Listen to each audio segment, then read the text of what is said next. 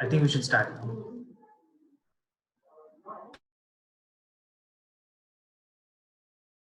Okay, so I will start now.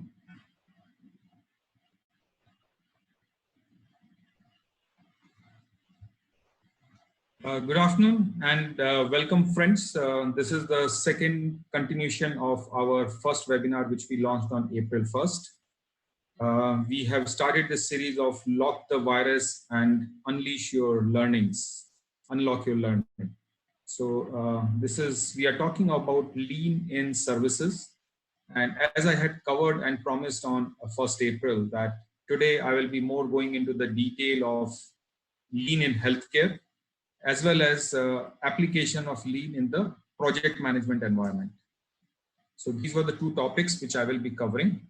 So without wasting any time, let us begin. Let me share my screen.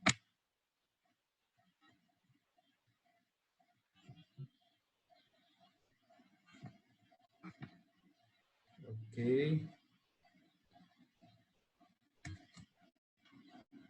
So I believe you can all see my screen now. So before we start this, let me just repeat once again some of the housekeeping points. We will be using the Q&A box which is available on your screen. So you can keep typing your questions on that, and when we break for the Q&A session, that time we will pick up those questions and answer them if that is not already covered in our webinar. And whatever is left, probably we will get back to you on one-on-one or through the presentations. Please respond to the feedback form at the end of the webinar. This presentation will be available on YouTube channel as well as on our website. As it is also available, our previous webinar of April 1st is also now available on YouTube channel. Probably you must have received the link by now. So let us start. Just wanted to repeat one more thing, that if you are typing anything in the chat, I will not be able to see it, but the other members of our team will be able to see and probably respond to you. Let me start. On April 1st, I covered the evolution of lean transformation, the 5 principles, and the lean in the service with some use cases. Today, I will do a quick recap, and then I will invite today's keynote speaker, Dr. V.K. Singh. I will introduce him, and he will be sharing his experience to all of us. After that, we will move on to the lean application, some more specifics in the healthcare with examples, followed by the question and answers, any specific to the healthcare. After that, we will move on to the second topic of the day, which is lean application in project management. So that is how the agenda for today will look like. Again, my brief introduction. I had done that last time also, but some of you may be attending first time. I'm an industry professional with experience, executive experience and consulting experience of more than 33 years. Majority of my time I have spent as an executive, that is about 25 years with various executive positions, and 8 years as a consultant, primarily doing on the lean side. On the lean side, I have worked across 12 different countries, different continents, and also different sectors like manufacturing, continuous process, project management, healthcare, various services. So I believe that my knowledge is there, but it's still a tip of the iceberg, because lean is an ocean. So I cannot claim that I know all, but I will do my best to share my experiences and my knowledge, whatever I have got over a period of my executive career as well as consulting career. That is what I will be doing today. Brief introduction of the company Kognoz. This was started 2 years ago, and what we do is we transform people and transform businesses. We have got 4 key services. Business transformation, which is basically application of the lean in the business and actually making a tangible outcomes, differences in the businesses. People practices, so organization, people, and change. So we do everything to do with the people and managing the talent, managing the leadership. We also have got Kognoz Talent Solutions, which is about using the human capital management softwares, the IT platforms, etc., to manage the talent, because talent management is one of the biggest topic today and the biggest competitive edge. So we have partnered with Skillsoft company. We use their HCM software called SumTotal. We also have got partnership for some other software also, which we use in the Kognoz talent solutions. And the last one is what we have got, Kognoz Learning Academy, which is hosting these webinars. So they are the one who focuses on the education through certification programs, MDPs and LDPs, micro learning platforms, virtual learning platforms, etc. So just after this introduction, let me straight away come to the lean in healthcare, because that is the topic today. Let me start with a quote from Dr. Joseph Juran. Some of you will recall that I was talking about Dr. Juran on April 1st when I was talking about the history of business excellence evolution. So he was the economist and the scientist and the quality professional who has revolutionized the quality concepts in USA and later on after World War in Japan. So here is a quote from him. As the health industry undertakes change, it is well advised to consider the experience of other industries in order to understand what worked and what has not. In the minds of many, the health industry is different. And I do agree with that health industry is different. He goes on to say that this is certainly true as to its history, technology, and culture. However, the decisive factors in what works and what does not are the managerial processes, which are alike for all industries. So I think that sets the platform that whatever we are talking about is mostly to do with the managerial practices or the process improvements and not the technical improvements into the medical sciences. So we are not talking about that how doctors must perform a particular procedure. We are talking about all the peripherals of those process management, which does have a lot of impact. So I think this is a very good quote from Dr. Juran. What I wanted to also cover here is that as the history of improvement is there in the manufacturing side, healthcare also has been innovating and has been focusing on the changes. And in that only, Dr. Juran was giving this quote. As the lean had started towards the end of the century, so beginning of the century, healthcare professionals also had started exploring the lean to improve the productivity, because there was a lot of pressure on the healthcare to make it more affordable, more accessible, and also to improve the quality of care. So people were asking questions that if Toyota has done something for the manufacturing industry, so and in general the Japanese manufacturing industries are taking lead, what about the Japanese healthcare? Are they following some processes?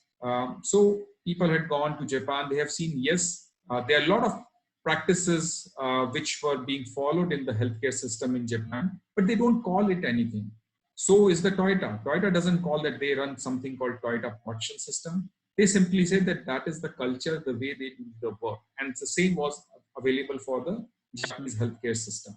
So the application of this had started in some of the hospitals in US that time, in the beginning of the century. Also in the Europe, Swedish healthcare system or the British healthcare system, I think they had done a lot of innovation and the application of the lean practices. And today, that is what I will be sharing with people with whom I have worked.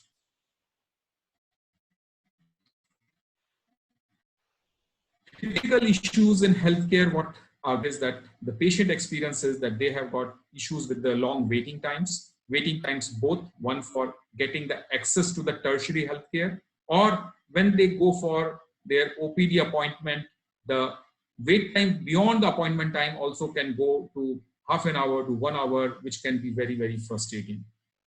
There is also their service quality issues. There are reworks. Sometimes the patient is able to understand. Sometimes the patient doesn't understand, but they have subjected to reworks. There are hospital-acquired infections are there. So those are the things which are related to the quality which is there. So there are a lot of patient experiences which can be not very pleasant. There are, of course, there pleasant experiences also which patients have.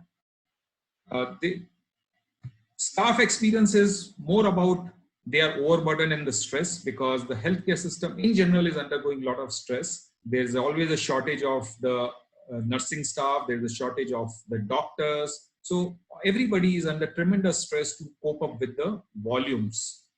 In today's world, when we are talking of today's situation of coronavirus, I think it is very clear that Indian healthcare system in particular is having a lot of issues and very less capacity. And that is why I think our government has imposed a lockdown so that we don't allow the infection to creep very fast and overburden our healthcare system, which is already not very strong. There are business impacts as well, which are there. There is increasing cost of care.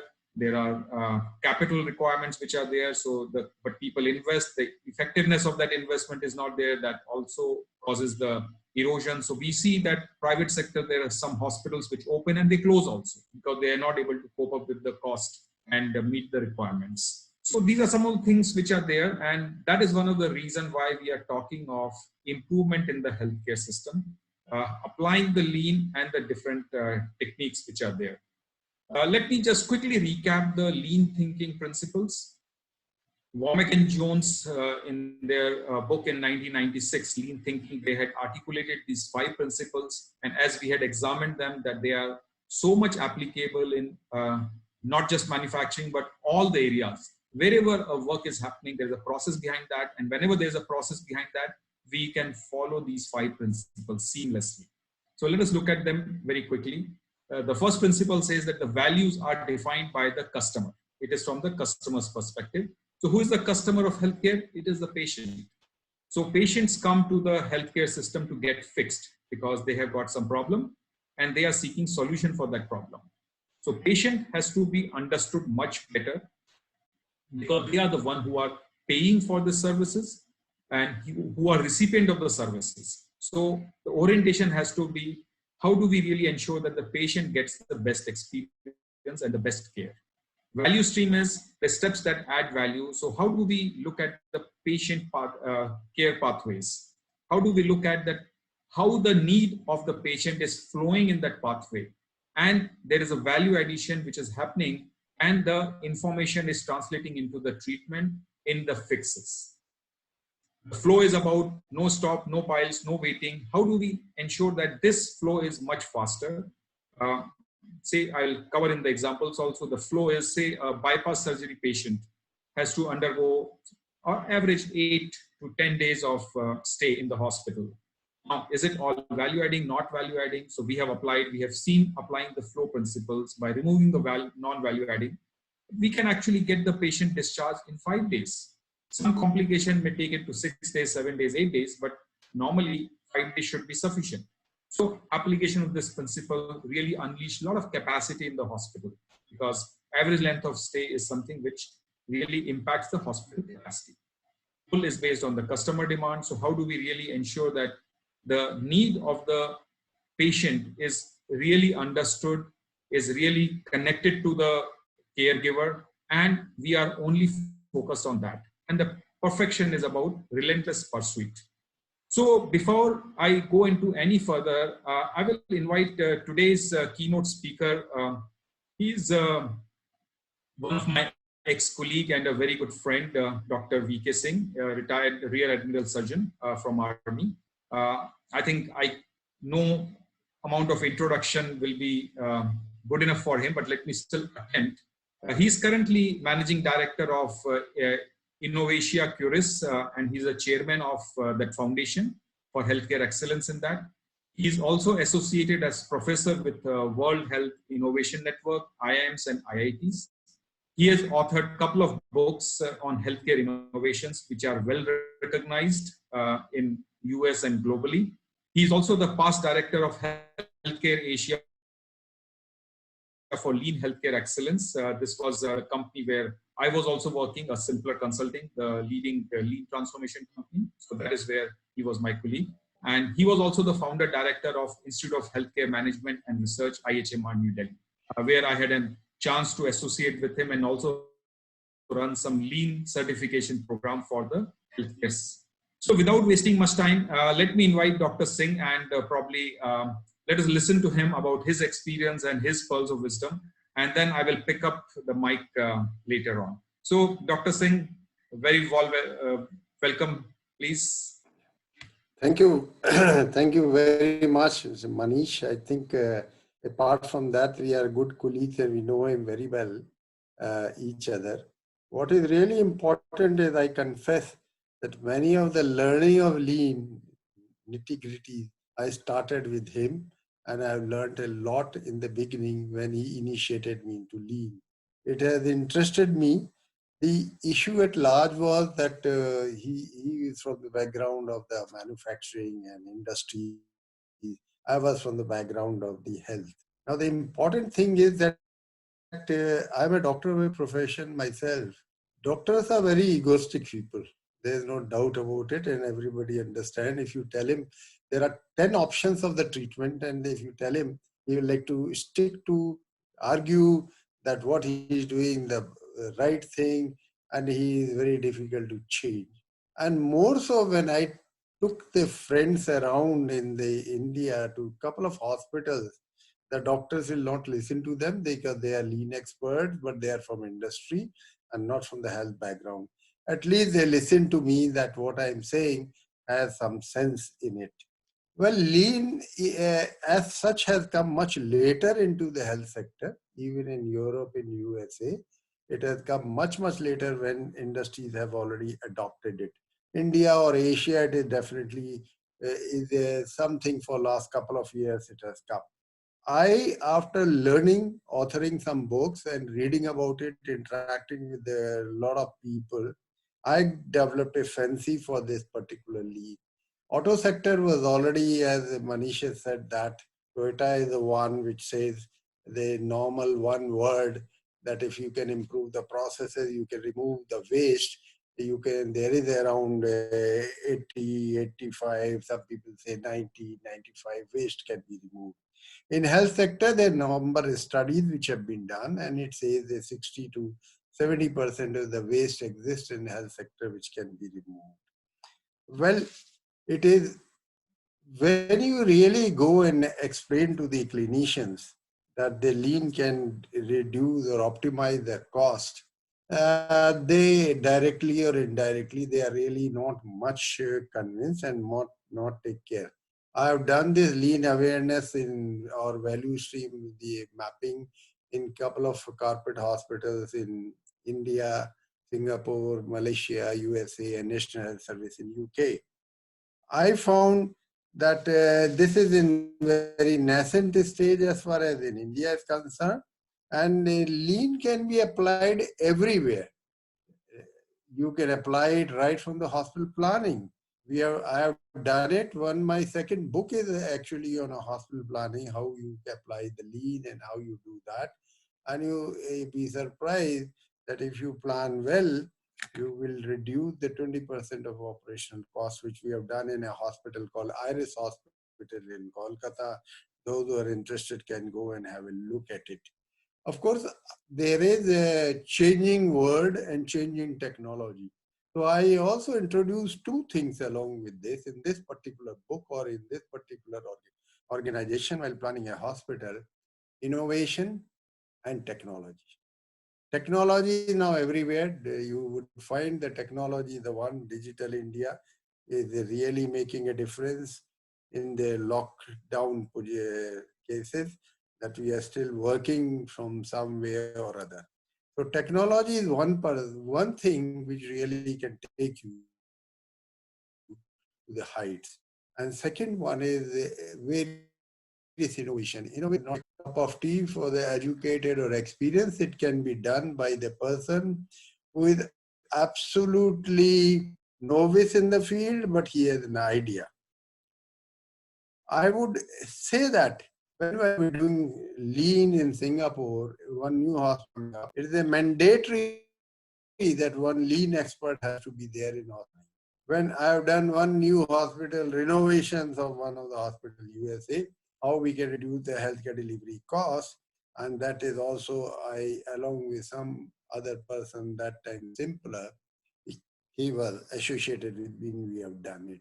Now I like to introduce, which is very common thing, which you might have read or you might have heard, input, process and output. I keep telling people that this is a public health doctor who brought this model, which is called Dr. Donovan, input, process and output. And a maximum thing, what you really find in the waste or which you can improve, it is in processes. And the Donovan is no more to care quality. And he's the one who has written authored 16 odd books on to the healthcare quality and input, process and output. And now they have forgotten Donovan, but everybody, industry and everybody is talking about it. So if there are health people who are attending, please make sure that our roots are much earlier than many industry people are following, and you must really take advantage of it. We tried some model, and one model was that, okay, they give X amount of consulting fee. I'm talking about the economics of that. They were not interested because direct, indirect costs, how will it be? It is some hearsay, etc.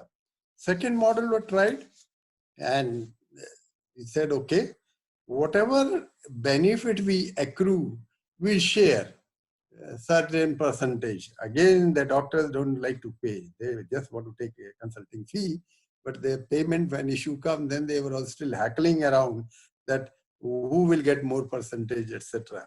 So it is the economics wise, it has not yet been accepted by many organizations, except one very big organization is ready to pay to McKinsey some 5 crore, and at the end of the day, they said they didn't get any benefit.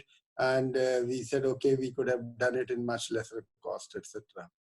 Now, what really Manish was mentioning about patient or customer, I always say and I always believe there are 3 P. On top is the patient, second is the provider, doctor, nurses, paramedic, and third is the payer. It may be insurance, out of pocket, or anything. If you can make any advantage or give advantage to any of these 3 or all of them, and ultimately to the patient is on top, if you make a triangle, then your innovation or technology will become success. There are many softwares which are coming, though, which you might have seen, you might have read it. There's one study which has been done, which I quoted in my book, first book, which says that there are 190,000 apps which are available in the health sector.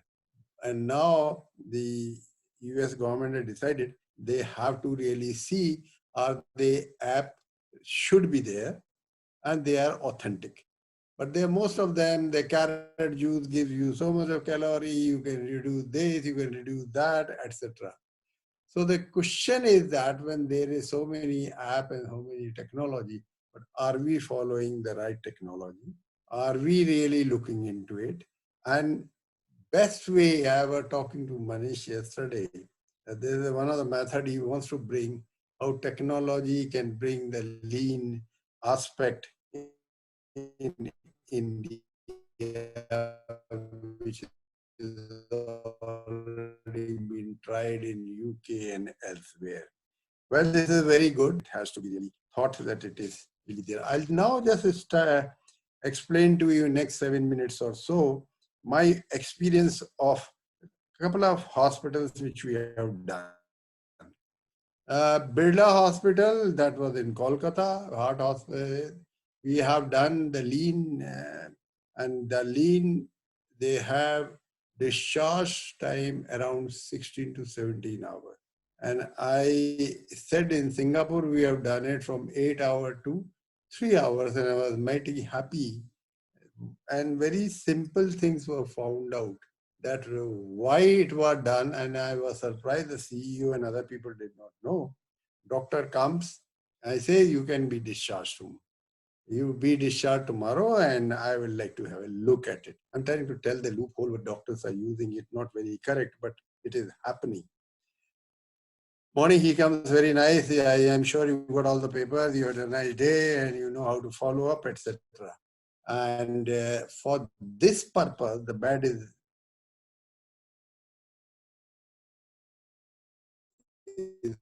occupied. And maximum revenue is earned in the bed is in first 48 hours, because that's the time consultant will see and diagnosis. Now, why it is happening?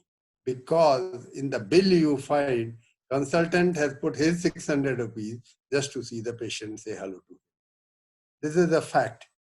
Now, many things you would find, the lean will be able to do it. Many things, if the practices are such deep rooted and they have nothing to do, and then they are being taken for a ride, I don't know the human endeavor, how it will be, and how the CEO did not know, and he said, "Child, it is happening like this, we'll do so." One of the hospital I will not name is in Gurgaon.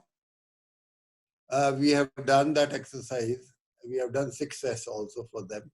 Incidentally, many people call it 5S, but is in parlance now, it has 6S is added, and that's called safety, which is 6S, which is required all through industry and the hospital and healthcare, more so in healthcare. Now, they did not have so much of the IT backup, but it's a good running hospital and they are working well. We found that in dispensary, it takes 20 odd minutes for them to dispense. And many people, 20 to 25 minutes, those who have got some prescription from the doctors in that particular hospital. Now, many of these people, they say, why not get it from outside? Why really wait here for that particular medicine? We have done the analysis and we have done all, and ultimately we found that each person is walking around to dispense the medicine in the whole day is around 3.6 kilometers in a dispensary you buy. The easiest method was 80% drugs which are being used in that particular hospital can be pulled up near the window, and 20% can remain, which are little away in the distance into the dispensary. We have done this reorganization. It paid the dividend and the waiting reduced to almost 7 minutes. Now you may say there may be data analysis. You may also say today there is nothing like one particular tool or one particular theory. Today it is a holistic approach, how patient is benefited. Next comes the provider and third comes the payer. So lean may be kingpin on that, but these are the few things which are done. In the same hospital, they don't have the IT system. So they said, okay, we tag the medicine and every month we check in expiry drug, etc. They don't have the modern inventory system. So what they were dumped for 15 days requirement, which is really not required in Gurgaon, they have dumped it into the fluid I'm talking about, into a room. And they say every month we try. That is humanly impossible that on the bottom you will pick up all this. I'm sure they have expired. And true enough, all in the fluid which are dumped in the bottom were expired. Easy method of common sense probably could be one, you can stag something which is happening in August 2020. Next lot you can make it in September 2020. Then October and so on and so forth. You don't have to really check every month, and you just consume what is from that particular lot. Simple method, simple common sense, and we can really use it. So you would find that some of these things which have been done in a particular hospital, that is easily, lean is one, but more addition to, according to the knowledge which is now available, we need to add up the technology, we need to add up innovations, and overall see the benefit to the healthcare providers and ultimately pass it on to the patient who can make optimization of healthcare delivery cost. You cannot reduce everything to zero because everything has got a cost, but you can always optimize, you can reduce the waste, and that is really possible if we want to apply one of these theories. The health sector will be benefited many ways if we really adopt this. They all say, yes, it is good, but yet to have some system. We have done some value stream mapping, and that were done in the Bangalore and the hospital, and ultimately we found there are certain emotional, it's a very big hospital, very big name person has, and I am very friendly to the owner of the hospital. And ultimately, I told him that your tech kept on grading, it is no more possibility you have to dump it in a place. He was so emotional. Ultimately, anyway, he had done it. And that is the reason many times you will find bed occupied, which is not required to be occupied, but a benefit should have gone another patient. These are the few thoughts I thought I will share it up on the lean and all around lean. What is started? It started with manual, all the charts, then it on computerized charts, and now total help of IT and innovation is the one which take it to the next level, which Manish is already trying, and I give him all the best success. I'm sure for all good work, I will also join hand with him to do something better. Thank you very much, Manish and Patti, and I've enjoyed talking to you. Thank you. Thank you, Dr. Singh. And it was a pleasure to hear you. And I'm sure the attendees would have got benefited with your experience. And thank you very much. And we will continue our session now. So moving on, let us agree what Dr. Singh also mentioned, that what we traditionally say 90% of the time is wasted, only 10% is value adding, and his experience is that in healthcare also it is applicable. Probably it may not be, but it may be 70, 80, 90, it varies from hospital to hospital, healthcare service to healthcare service, but pretty much the same. So the way the value stream looks like is the admission, the pre-ops, and the theater. Typically, care will look like. We will see different pathways, how they do it. Lean enables the breakthrough level of performance, 10%, 25%, sometimes even 100% across quality parameters, the productivity parameters, and the delivery parameters. So, let us examine with one case. This has actually a real life story which has happened with one of my ex-colleagues. And let us see a journey, what he has to go through, a patient experience from the patient side. So he has narrated his story, and he was kind enough to actually make a diagram of his journey or experience, end-to-end mapping. He had a fracture. So he had an accident. He had a fracture. He had to wait for the ambulance to come. Ambulance had come. Then he was taken to the emergency department. There also there was a wait. Then there was some diagnosis which was done. Then again wait. Then discharge. And with an appointment come after 2 days. He had to go home, take a rest at home. He had a pain suddenly. So he had to call the emergency doctor. Again the ambulance came.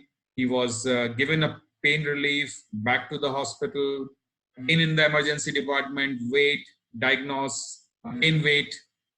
Then they said that there's an appointment tomorrow. So tomorrow you come, and then in the proper hospital, we will do the proper fixing.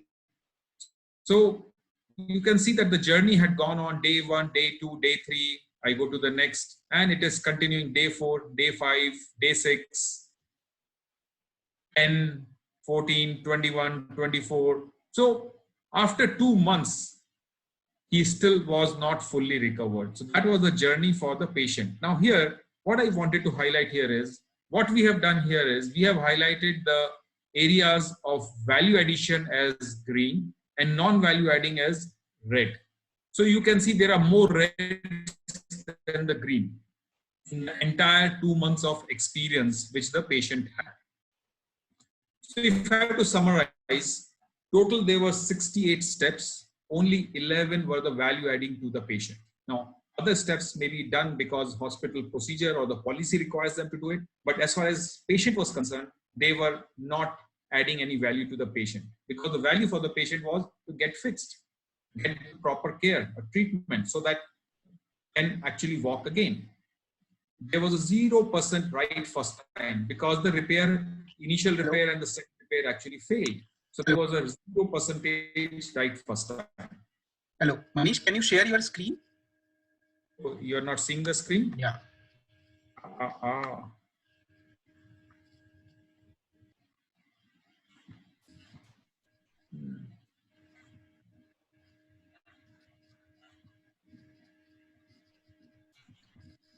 Okay.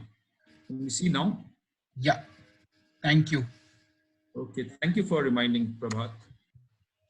Sometimes these webinars are okay. So let me just go back quickly to the previous screens, which people probably would have missed. So this was the journey I was talking of. Let me just see this screen. Day 1, day 2, day 3. This was the end-to-end mapping, understanding the patient journey. Still not better, and it continues. So this was the story which I was narrating, and the summary was 68 steps, only 11 were the value adding from the patient's perspective. There was 0 right 5. Now, as Dr. Singh was just mentioning, pharmacy experience where in a day, 3-kilometer journey a person had to do to just fetch the medicine and deliver the medicine within a small pharmacy. Now here, for those time when the person my friend had to go to the hospital, he also actually measured, he had to travel 5 kilometers within the hospital during those days, not counting the trips to and fro from the home. 5 kilometers within the hospital, he had to walk. Okay. Valuable resources wasted for several days, like beds, ambulances, etc. The patient experience was very, very negative, as well as the stress and pressure on the staff also. Let's understand why did it happen. So first of all, I say that the pathways were not joined up. Pathways means the way the patient has to go through various departments. So various departments will have their own policies and their own processes, while the patient has to go through a pathway. So they were not joined up because they were broken down as departments. Data does not flow from provider to provider because in each department there are different providers, so they are dependent on the data. So information of the patient has to come seamlessly flow to them. Pathways are designed for the departments and not the best patient experience. That was one of the conclusion. Poor quality of information and the joint repair, that was another thing. And of course, the cost which was there. Let's understand if that has to be done by using the lean principles. So, simple, accident has happened. First, contact and collect more data. Ambulance is there. Emergency, diagnosis, intervention, and the fix, right first time. So whole journey can happen actually seamlessly. This may sound a little bit more theoretical, but then I will actually back it up with certain examples that how this is actually done. But this is how the lean would have designed the entire pathway to ensure that there's a seamless experience for the patient and they are fixed the right first time, and there is positive customer experience, patient experience, as well as the staff is also not too much stressed on that.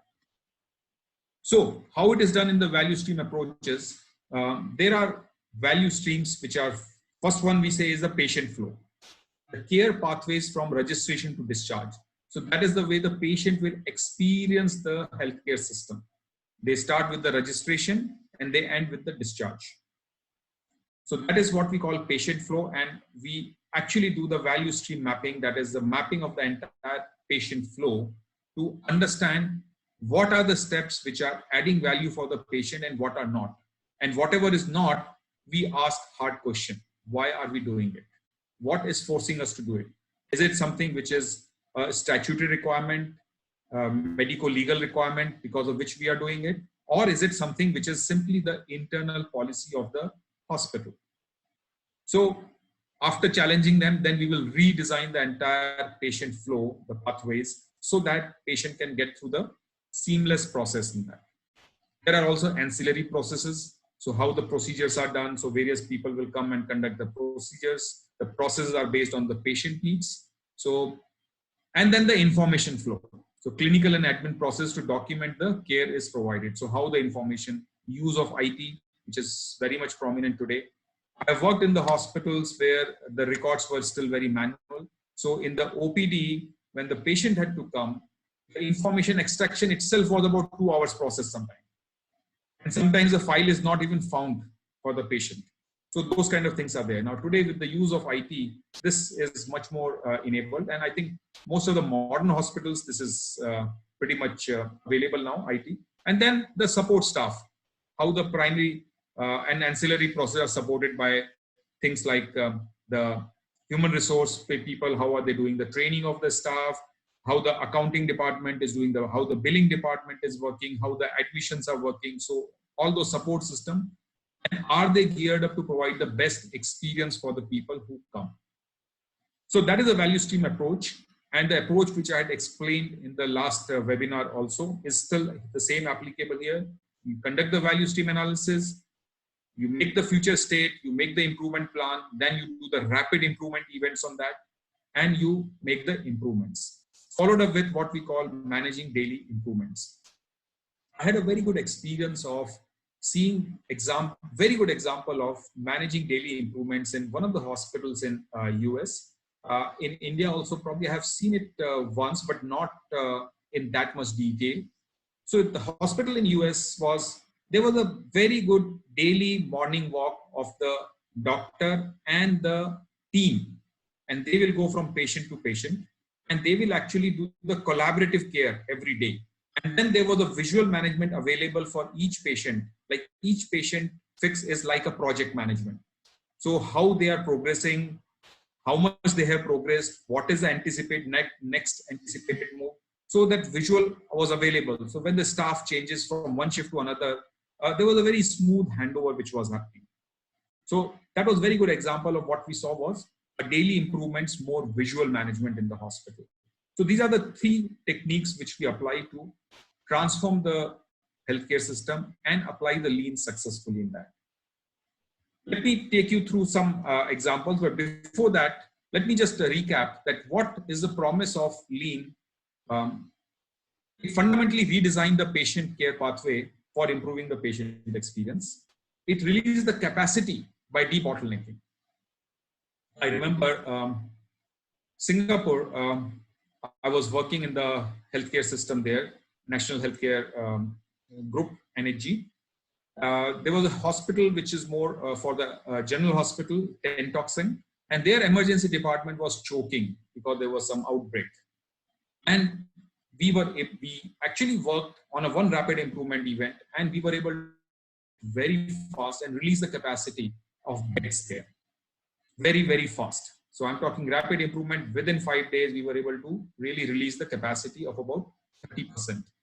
And imagine 30% capacity, you flow more patients from that and you earn more revenue, because as Dr. Singh also was mentioning, that the revenue actually comes in the first 48 hours of the patient, because that is the time the most expenditure is done as well as the billing is done. Rest is all like a hotel stay.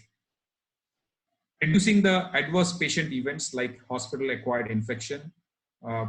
It is something which really comes to the lean, and I will just talk about it a little bit more. Increasing the access to the healthcare system, that is reducing the waiting time and the lead times, and also improving the staff productivity and morale. This is what I was talking on the quality. So there is a relationship between, in the process, how many handoffs are there and what is the quality level we are achieving in the process steps. So this matrix shows that you may have your quality level at 95%, 99%, or 99.9%. But if you have got number of handoffs, that means number of people engaged in exchanging that information from one to another. If they increase, the overall outcome actually reduces drastically. So if you say you start with say 99%, suppose there are 100 handoffs, don't be surprised. I have done the mapping in the hospital, more than 300 handoffs during the patient journey in the hospital. So this is not something which is uncommon in the healthcare system. So it will be only 0.37% success, 37%. And if it was 95% you had started with, then it is really, really less than 1% chance of getting the right quality through.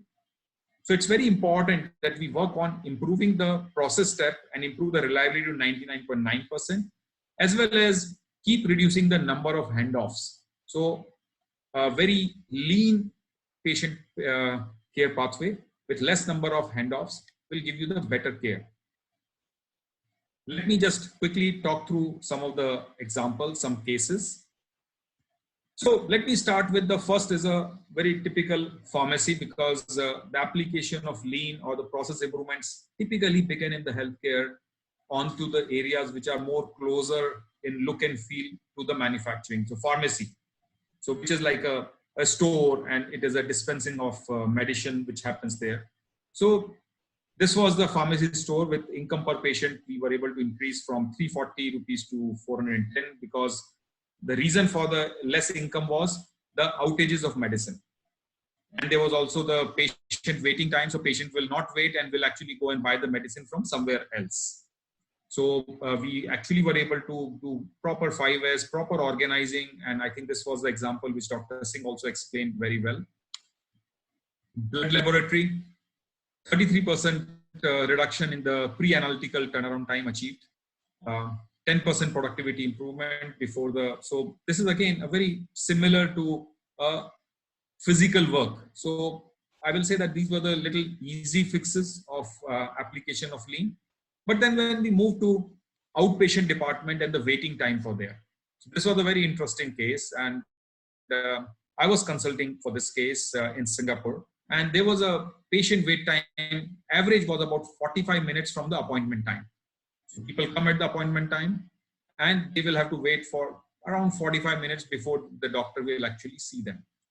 And we said, like, we have to make it less, and we were able to achieve 10 minutes by making a proper flow in the OPD section. Before we started the consulting, the thought process of the staff was, let us make a very nice waiting area for the patients. Let us make some TV channels. Let's make a free internet. Let's throw some magazines. And I was asking a question to them was, do patients come here for accessing internet and reading magazines, or to get fixed? Will they be happy to go within 10 minutes, or will they be happy to read magazines and see TV shows for 45 minutes? So we have to really focus on making a good environment for sure, but we have to ensure that they have to be dealt within 10 minutes. Staff productivity in turn improved, because when you remove the waste, there's a lot of waste of time of the staff which is there. So that really adds to the productivity for them. Another example is in the emergency department. So this is something which was again very interesting case. There was a focus on the heart attack catheterization, time from attendance to restoration of the blood flow. Industry average was about 120 minutes, and 90 minutes was a benchmark, and we were able to achieve less than 40 minutes with 2 lean events. So 2 rounds of rapid improvements were done. Again, the methodology was the same: understand the entire care pathway, understand where we are wasting time, eliminate them, make it flow smoothly, make the information flow very robust, and achieve this. Another example I will say is again the open heart pathway. Same kind of a results which comes here. So I can go on talking of a lot of examples and a lot of cases, but I think I'll take a pause here because the time is short. We can keep talking more and more. I will just conclude my today's webinar by talking about that at Kognoz we had something what we call a Kognoz business system.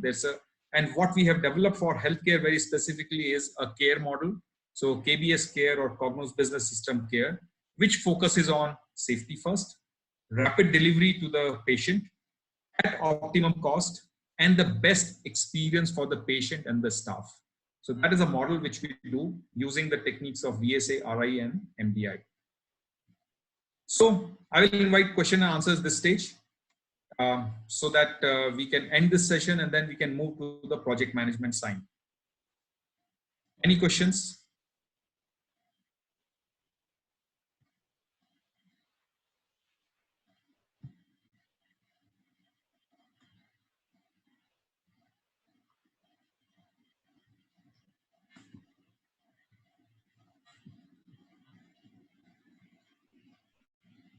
So if I look at Q&A, so there is a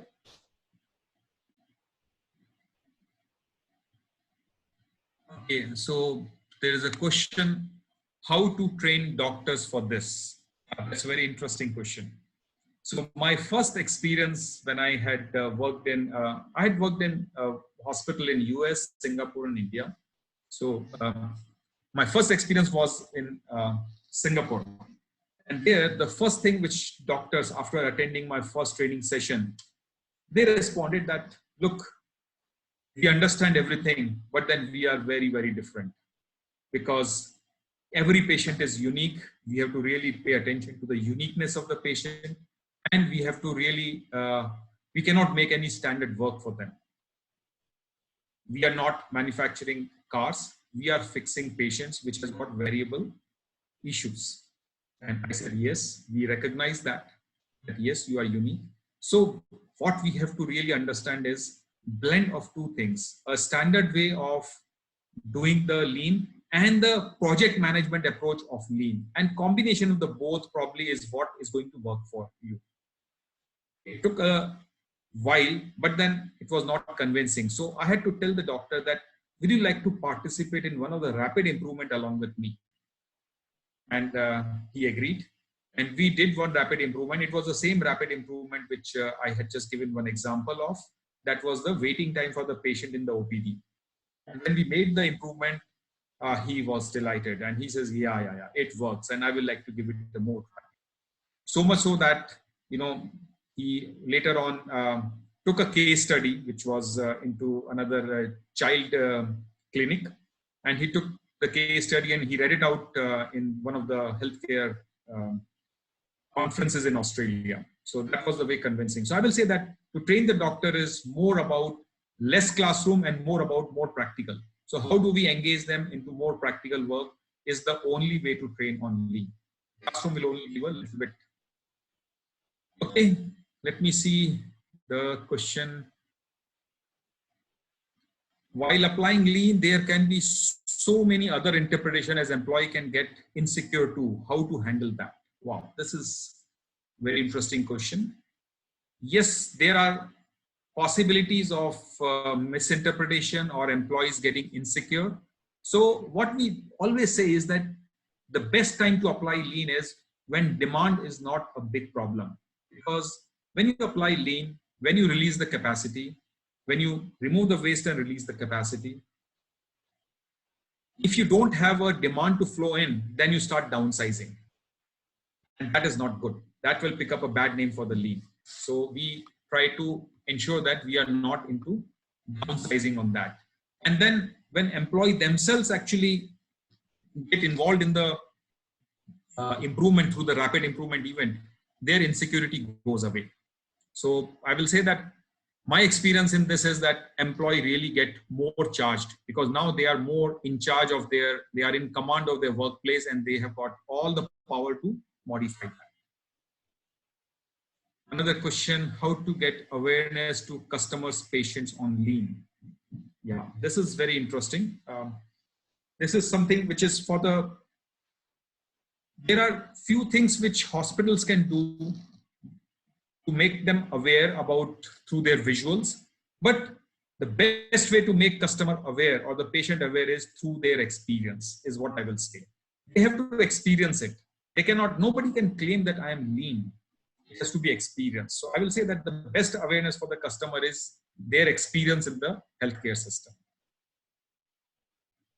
Another question, I think that the appointment system should be very robust and the counselor should be ready with all information. I think, yeah. I think I totally agree with this. And here I will say, okay, while I agree with this point, I just want to narrate one nice episode, again, anecdotal. When I was looking at the healthcare access system, the appointment, the first appointment date was, say, for a surgery, a tertiary procedure, was going to 60 days, 65 days plus. And when I was asking a question, they said, we don't have a capacity. And that is the reason the appointment date is so behind. I said, okay, if that is the case, then every day your queue should actually should be going up. So 60 days should soon become 65, 70, 75, beyond 100, because if your demand is more than the capacity, then every day your queue should go up. But that is not there. If you look at the graph, for last so many months, it is constant between 60 and 65. So that means the demand and the supply is matching with a fixed gap of 65 days. So it is not really the gap between the supply and the demand, but something else is working on this.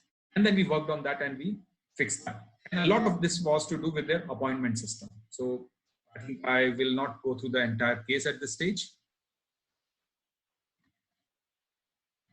Okay, another question is, extremely relevant domain chosen for lean implementation for common citizen health sector. Once things settle down, the judiciary domain should also be addressed. Wow, that is good. In fact, there is a lot of work done on the lean lawyers or the lean law system. So probably, yes, I will share. I don't have a practical experience in that area. I have done my own research and study on that domain, but I know for sure that a lot of people have started applying lean into the area of judiciary. So thanks for reminding this, and I will do that. That was Anukram, right? Thank you, Anukram.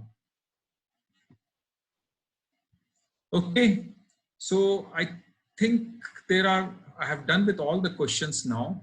So thank you very much for this session on lean in healthcare.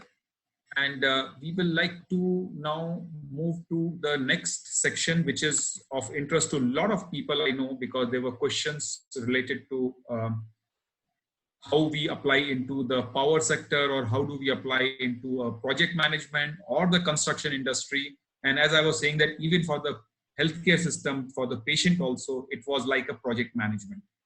So the area of lean is something which I will once again repeat, is something which is applicable to all areas of life, whether it is the traditional manufacturing or the continuous process industry, which was the starting point for the lean.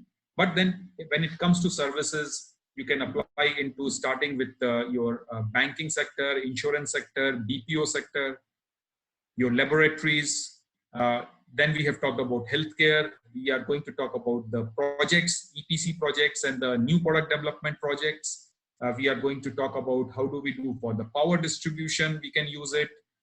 We can apply it everywhere. In fact, my colleagues in Simpler, they have been able to apply it to the military and the Navy and the Army as well, in the police department as well. So it is something which is applicable to everybody.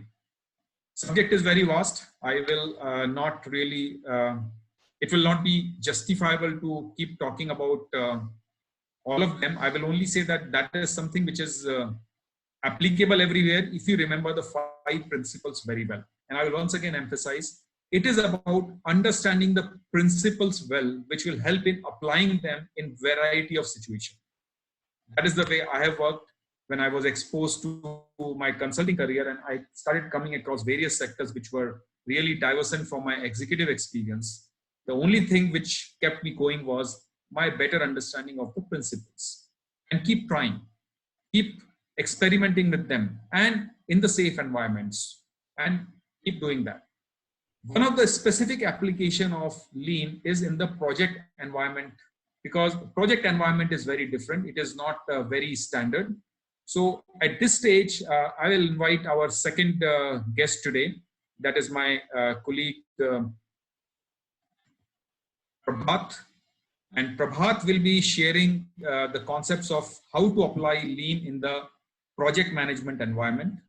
And he has been associated with Kognoz, and he has been working as a consultant in Pricewaterhouse and the iShare consultancy.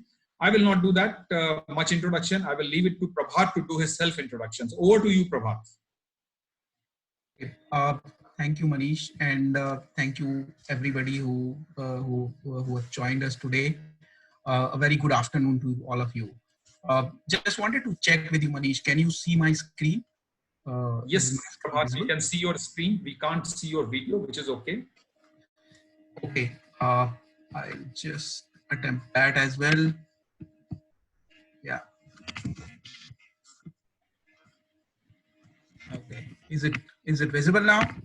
Yes, you are visible now, so you can show your face. And I know in this lockdown time, there have been a lot of accidents when people were showing their home videos. So I don't want you to get into that. So you can straight away start telling us about the topic. Okay. So first of all, like Manish said, available to support you all through. So let's start. Sure.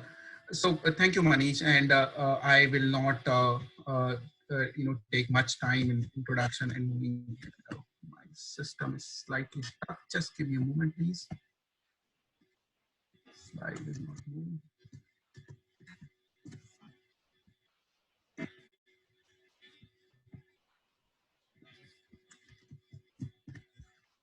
For some strange manner, my slide is not moving.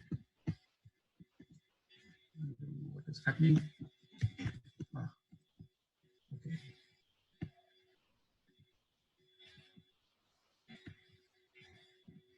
Can you see my slide now? Can you see it now? Hello? Is it visible? It is very much visible, and it has moved also, Prabhat, so you are on. Okay, thank you so much. Thank you. Apologies for the hiccup. So I'll quickly, so Manish has already done that, so I'll not waste much time talking about myself and then straightway jump to the topic. The only thing which I would like to, illustrate here is that I have been exposed to project management since last, couple of years, and I have seen many other methodologies being talked about project management. In fact, it is one of the most talked about subject in these parlance. And if you look around yourself, there are so many other aspects of life, be professional, personal, as well as company-wide, organization-wide, society-wide. There are so many other applications of the project management. Today, however, specifically, I would like to talk about lean project management, and this is very, a very niche area of interest for me as well. And I'm sure there are a lot of work that is being done currently in this space. However, I'm sure you all would be interested in knowing it, but this is again in a very, very exploratory and niche stage in most of the assignments which I have done, but it has shown wonderful results. Okay. So without wasting much time, I'll move ahead. So I'll quickly take, one slide is on the project management, because some of you might be wondering, what do we mean by project management? So as defined by project management body of knowledge, which is the PMI, which is the body developed by the Project Management Institute. So it is the guiding, body, which is the Bible, which describes that what and anything that is to be done in the field of project management. So it is the application of knowledge, skills, and tools to achieve activities which has been defined in a time-bound manner. So this is a very simple, basic definition. Although PMI has a different approach towards project management, it has process steps, which if some of you are aware with it, so they are like initiate, and then you design, and then you control, and then you monitor, and at the end you close. So these are 5 stages, and different people know them by different means. But the idea is basically, have those process steps. Now, PDCA cycle, if you go to the project management environment, has a slightly different connotation, but application is same. So instead of plan, do, check, act, what you do in a project management environment is that you plan, you execute that plan, you monitor it, and then you control it. And then that's how this cycle keeps on going, and it results, and it shows you what is to be delivered and what is to be achieved with the help of project Okay, I will move ahead with this. Now, this is a very, very generic slide, but it explains the pain of all the project managers. And I'm sure either as a team member or as a, as a project manager or as a, sponsor of multiple projects, you must have seen some of those issues. As a project manager, as a leadership team, you would have experienced that most of the projects are late. And then it's a very common that let's start it, it will anyway be delayed. So let's not bother about it getting delayed because we have seen projects are always late. So often is an understatement. So people will say that they are always late. Budget overrun. So there is a cost that has been allocated to a project. Typically, it's the feeling that we will cross that. Compromise scope is another interesting area. So we have decided that we will focus upon A, B, C, and D, and this is the scope under which we will work. But when the project ends, you end up working only on either A or B or C, or sometimes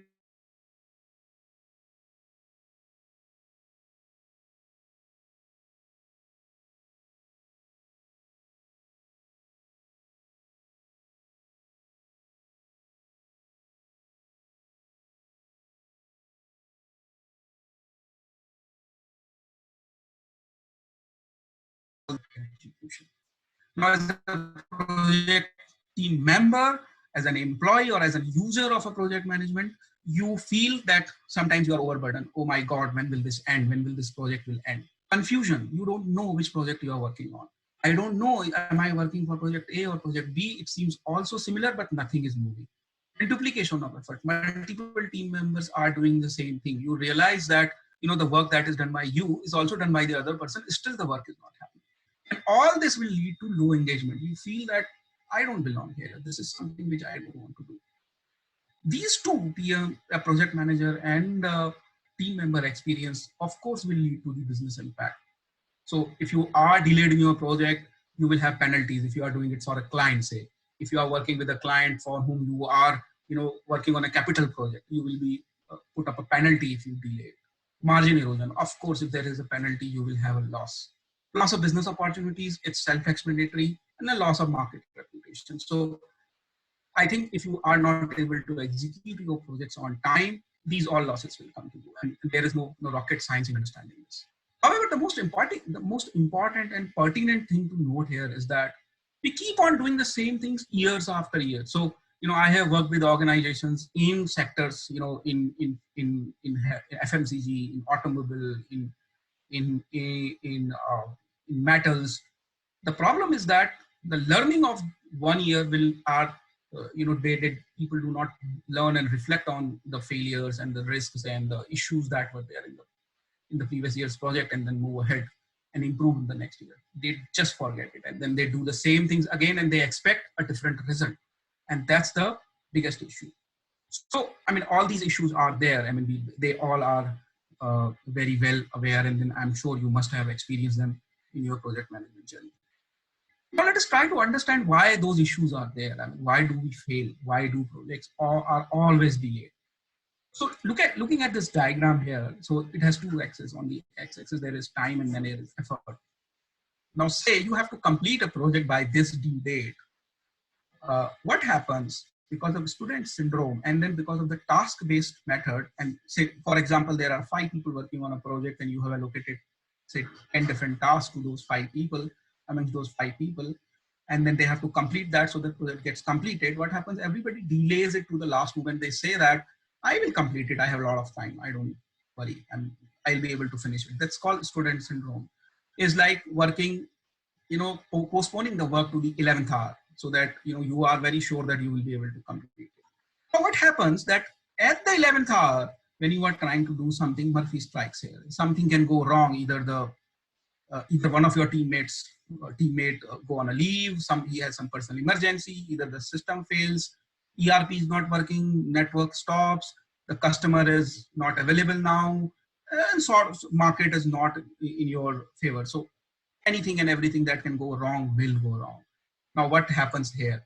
If you see the efforts which are deployed here versus the efforts which are deployed here, and of course you are not going to meet your due date, because if you are going to do that, this will lead to all the system or all the symptoms we spoke earlier: burden, stress, and all those things. So what happens that when we do it on a task basis? So a conventional project management method is you focus on the tasks. So 10 tasks are given to 5 people. Now everybody follows the student syndrome. Parkinson's rule is there. So Parkinson's rule, if you are not aware, I'll just repeat it here, is that the work will find the available time. So work will extend to the available time. So it means that if you have taken sufficient buffer and you are saying that I'll be able to complete it in 30 days, although the work really requires 10 days, people will find a way to complete it in 30 days.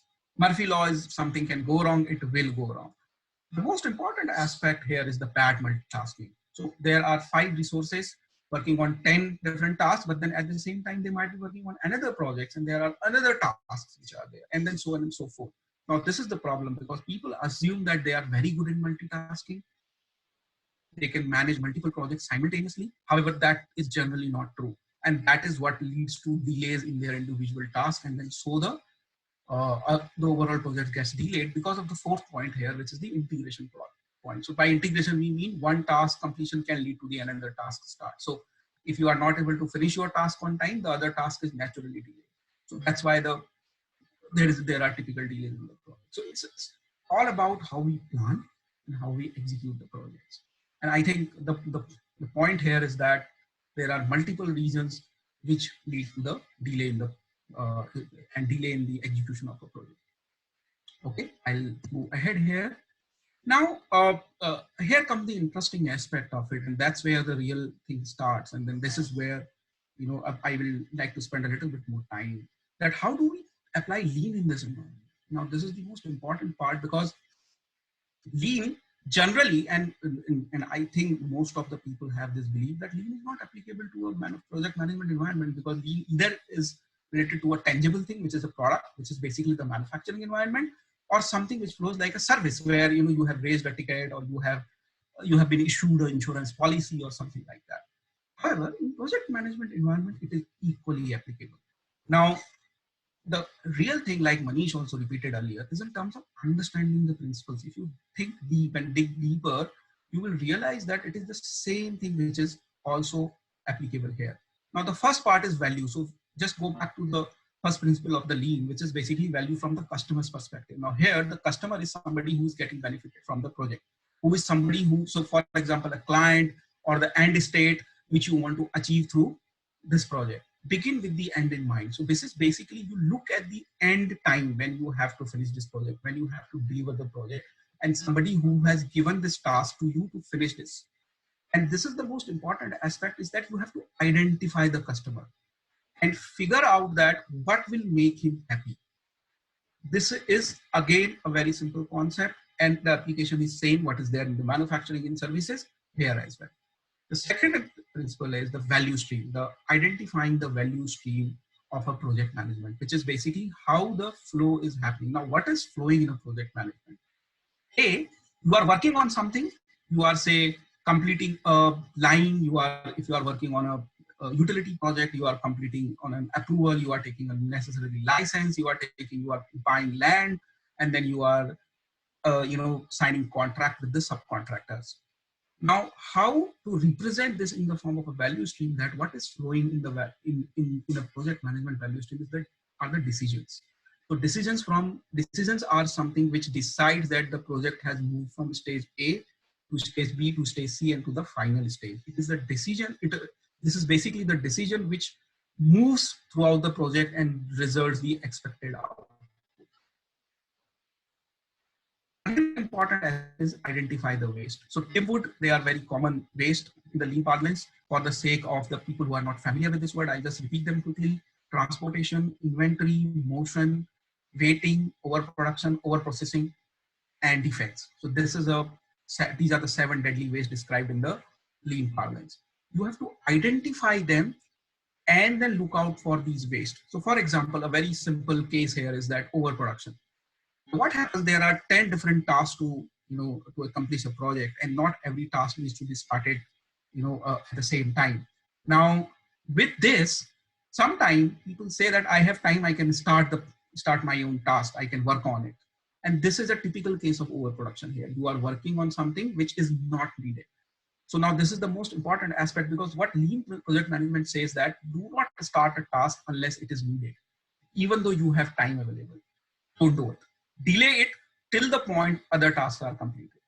And these are the other some other important aspect. Defects are something wrong decisions. You have taken a decision that a particular work is completed, although it is not completed. So this is called a defect, that you are not able to move ahead to the second stage, and you can only realize it once you have completed a certain percentage of the project. Third is the flow. Flow is basically how decisions are moving, how you are communicating the decisions. And it is most important aspect is that you look at it from the takt time perspective. Takt time is the completion time, the activity that is to be completed within the time allocated. So for example, you have 6 months to complete a project and number of activities, basis that you arrive at the takt time. And then you allow all your decisions along this takt time, so that everything moves as per the, keeping the takt time in mind, that I have to finish all these activities within 6 months. If you follow this throughout the principle, throughout the entire execution, you will be able to maintain the flow. And then create a standard work to move from one decision to another, which is basically moving from one stage to the another stage. There is a concept called vertical value stream, which is slightly different than the typical value stream that you have seen in the other lean discussions, but they are very much helpful in identifying flow and the waste.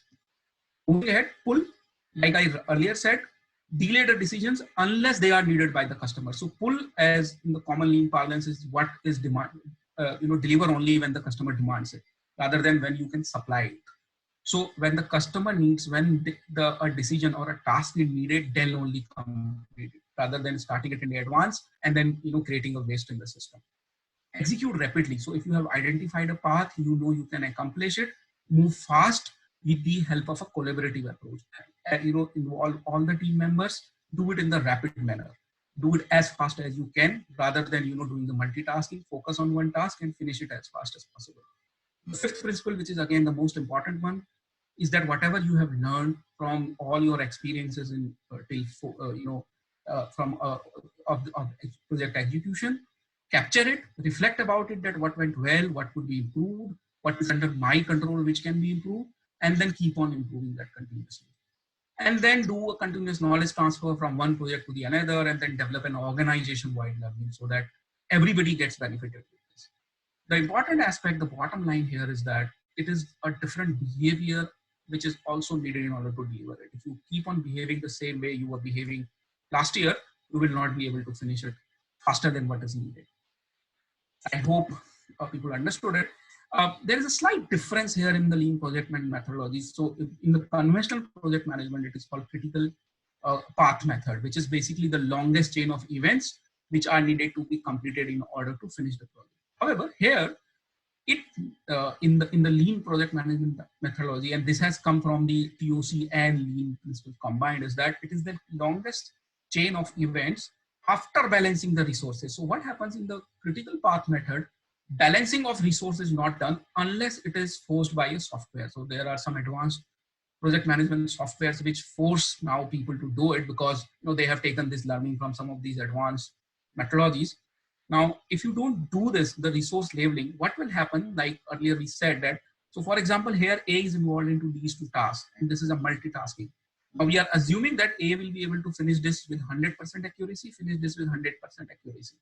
In reality, when a person is working on these two projects, he is not going to finish it with 100% accuracy. There are delays, there are conflicts, and then the overall project will, of course, be delayed. And the delays are something which you cannot anticipate. So rather than doing it, what we are saying in the lean parlance is that you do this resource labeling in advance, so that you know when the project is going to get over. And then you plan it, you plan your resources basis the time when this project needs to be accomplished. It is very, very important, so that your resources are not involved into multitasking. And the most important aspect, and all the people who are involved in the project management activity will know and must have experience, is that resource management is the most critical aspect of project management. If resources are not available on time, any project will get delayed. Okay. Just to give you a quick understanding of it, I hope the picture is clear. So this is a typical critical path method. The colored one, the red one, Larry, Bill, Sally, and here is the critical path. in the normal parlance. And if you see, this is how the typical project planning is done in the Gantt chart method. This is a typical Gantt chart example that you have seen, that you must have seen. So if you see, Larry has been allocated 10 days for this task, 8 days for this task, and 6 days for this task. This is assuming that Larry will start all these tasks together, and he will take maximum time to finish this while also working on this. So this is the problem with a conventional project management method. Now, however, lean project management and the critical chain method tells us that you don't have to do this. There is no need for Larry to start this task here. This is a typical case of overproduction. Why Larry should start working here? Because this task have no value unless this task is getting completed. So what you typically do is that you do the resource labeling. Once the Larry can finish this task, then only he'll start on the other one, and then so on and so forth. But what you essentially do is that you divide this time by 50%. So here he is taking 10 days because he's also working on the other task. But now if you cut it by 50, you can see that the overall task time taken by Larry for these 3 tasks is just half. Because now he's focusing on one project at a time, and he is able to finish it on time. Now, even if he's not able to finish, what you typically do in order to cover that up is that you put up a buffer in each of the stages. Here also you put up a buffer, and at the end also you put up a project buffer. And then the important aspect is that you give buffer at the end rather than having buffer here. So now in conventional method, people will say this is the buffer. If this work gets delayed, I have time. Now what happens if this work does not get delayed? If this work does not happen on time, your critical path moves up and then the project gets delayed. Here you are building up the buffer at the end. So if the project is getting delayed, you can still cover it up. And you can see the timelines are almost same. In most of the cases I have seen, whenever this has been applied, the project gets over within much in advance than this. It is just a buffer that you are building up in order to cover up certain exigencies which are out of your control, which you cannot plan simply. And this is what a typical case of critical based project management. Okay, I will quickly move to the case studies. This is one classic example of a greenfield plant construction. The client was one of the largest supplier of automobile ancillaries. They have one of their plants in South India and one in West of India. They wanted to set up a plant in North India. So the original time taken for the construction of this plant was 16 months. However, the client was under tremendous pressure from their own customers that if they can finish it faster. So we worked with them. We applied value stream mapping, rapid improvement event, and managing daily improvement methodologies here. We were able to identify some of those critical elements which I discussed earlier, and this has resulted into benefits like this. So 3 months in advance, they were able to finish it in 15 months instead of 18 months. There were 0 safety incidents. By safety incidents, I mean accident. There were no accidents at all. So the planning was done in a way so that there were never an environment of hurry, which resulted in a very comfortable way of working, and then people were able to finish it over. Of course, they were able to finish it 3 months in advance, so there were no cost overruns, no budget overruns, and they were able to pay to their subcontractors. So now this is another big issue. Why I mentioned it here is that when you work with a particular subcontractor and you don't pay them on time, their own delivery commitment goes for a toss. Now this is the problem because you have to work with those subcontractors again and again, and then they realize that this person is not going to pay me on time. I'll not focus, and this is not a priority for me. And this becomes a very classic case of project getting delayed because of subcontractors. You will not get manpower on time. You will not get essential equipment, essential machinery on time, and then that will all lead to delays in the project. One of the cases which were asked again and again, it was project delivery time reduction. This client was a major provider of on-site utilities. Utilities need to be designed and built as per the project specification. The problem again here is that the challenge was in terms of revenue realization. The faster this project could be done, earlier they could realize the project, the revenue. They had a very typical need of completion, which is a very typical need in any project. Increasing manpower productivity. Now, this is another important aspect is that they had a very big resource constraint, and this was at a time when most of the available manpower, which is on the contract basis, goes for the harvesting season. So that was another problem. So they wanted to utilize whatever manpower they had in order to finish it fast, and that's why they wanted to finish with whatever manpower they have by increasing their productivity. And then faster response to customer on customer change request, because sometimes there were certain specification changes from the customer, so that, which is basically the agile method of it, is that they wanted a little bit faster, adaptability to customer demand. Some of the benefits are like here, so I'll not go over there. Which is another most important aspect, and this is where Lean has found the maximum impact, is that new product development time. Now, this is a typical client in the healthcare equipment manufacturers. Their typical launch cycle is more than 4 years. So 4 years is again sometime in an understatement. It takes more than 5 to 6 years. And then it requires a lot of iterations, scope and design changes. So it means that design changes are happening till the end, because initially people did not give most important time. So, if you look at the overall cycle of a new product development, designing is the most important aspect here. But this is one of the most neglected aspect here as well, because most of the time such products are, I have seen in my experiences, that are driven by marketing needs. And marketing team generally forces new NPD design team as well as the operations team to deliver project as fast as possible, rather than focusing upon the correct design. So that is another classical case. If you focus on the most important aspect, your guarantee of getting the project on time is much higher. We were able to reduce the cycle time to less than 2 years, which resulted into the cost benefit, and then productivity was also increased. So another classic case here, and this is one of the areas which I have seen personally, and I am sure Manish can throw some more light on this, is that where the Lean has been applied extensively. This is primarily it from my side. I am willing to take questions, and Manish, anything which I missed, please feel free to add here. And thank you very much for sharing this total process of applying the Lean in the project management environment. And I think you have covered it very well through your some of the examples which you have given. However, I will just like to re-emphasize once again that what Prabhat has just presented is a simple thinking application of the 5 principles. So it is not something which is very, very important, that if you understand the principles well, you will be able to apply in variety of situation. We don't say that because a lot of people come and say that give me example of my industry, and we said that why you want example of your industry? Why don't you focus on learning the principles and try it yourself? Because that is the best way. We as an adult, we always learn from, what I always say very famously is, we learn from DH University. DH is Dirty Hands University. We need to try. Our framework of rapid improvement event is designed to experiment under a safe environment and try and see for yourself what is working for you, what is not working for you. So that is how the Lean is actually applied. So time for question answers. So let us see if there are any questions on this.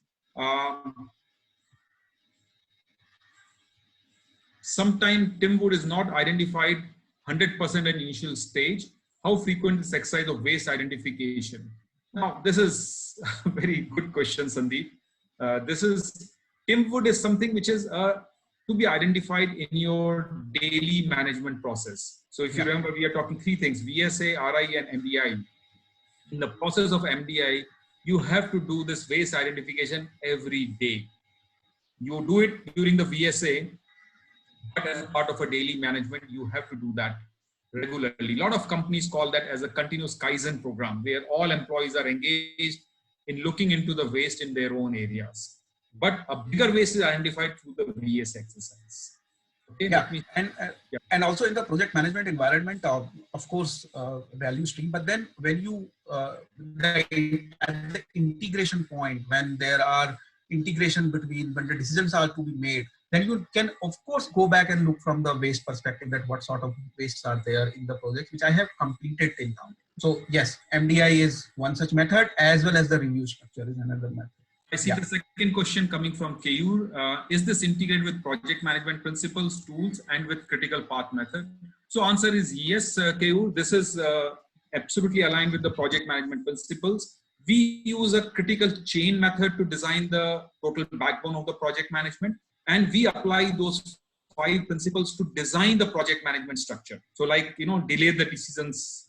You use the takt time concept to ensure that decisions are placed at the time where you require it from the customer. So Right. the lean thinking is more applied for designing the project management structure. After that, execution, everything remains based on the principles only. Okay. Next question is, most of the construction project fails to reach to their desired delivery or completion on time. How can lean help them to be on time before? This is very good.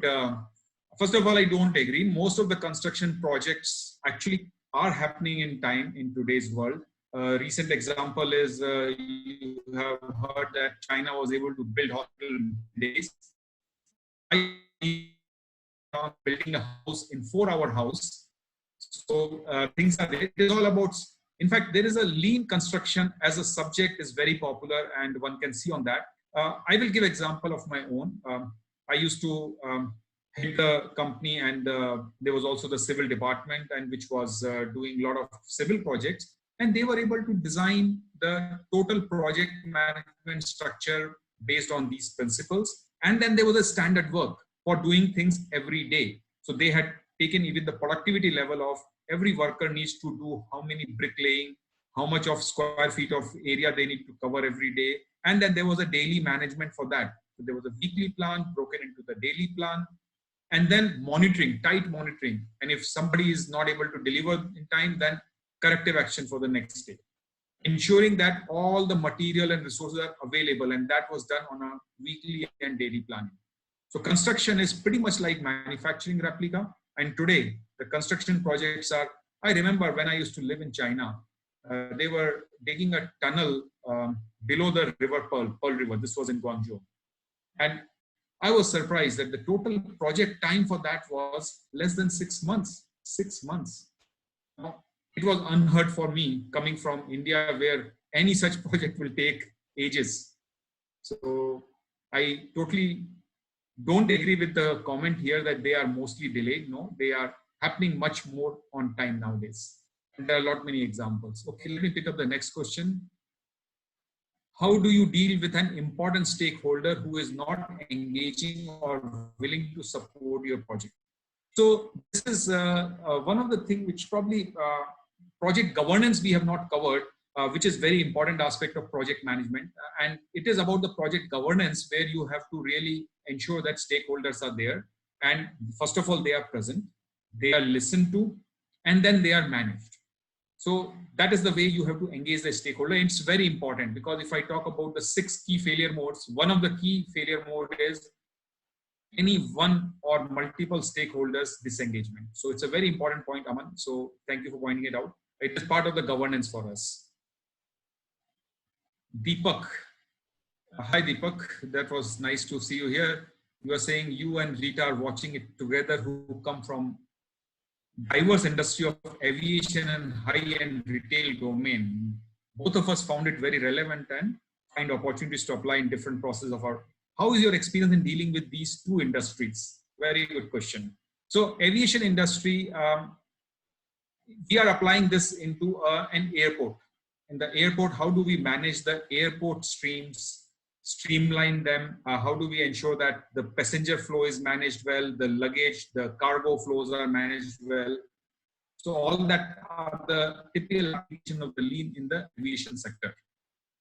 And also on the high-end retail domain, I don't have any personal experience, but I know that people are applying, and it's a very typical, which I covered in logistics. So what I had covered in my examples there was about lean logistics, which is being done by companies like Amazon and the Tesco chain in UK. So those are the ones who are applying those lean solutions, and they call it lean logistics in the retail domain. Probably I'll pick up offline with you, Deepak, on this. Some more examples for you. Next question is, how can we explore lean to educational institute? I think I covered this on April 1st also. It is all same as the way we do deal with the hospitals. We have to deal with the education institute. The real customer for here is the people who come to gain the education. What is their experience? What is their pathway? How do we ensure that they get the education, which is the right education for them without waste? So it is pretty much getting application there. However, I must say that I have not really seen a very big breakthroughs in the education sector. So probably if you are the one of the person who is associated with the education sector, please come and contact us and we'll work with you. Probably first of the project we can do pro bono with you to help you. And you learn, we learn, and we'll go on that. How do you build rationality in keeping a buffer? That's a very good question. There's no rationality in keeping in the buffer because, first of all, there are two mindsets. A perfection mindset says, why buffer? We should not keep buffer. However, the pragmatic approach says that you have to always keep some safety buffer because you want to ensure that the due date is protected. There are few calculations which are available. You can do a little bit of factory physics application to calculate the buffer the same way you calculate the Kanban. But then there are a few thumb rules which we use to calculate the buffer. So I will leave it at that. So there is a rationality and there is an irrationality both in that.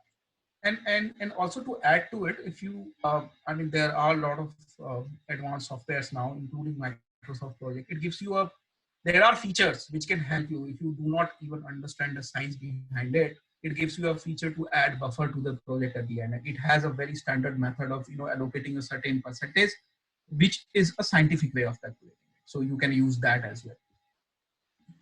So Reena has put up an additional question here, meaning how many days and bases. So here again, so let me get up with a very specific example.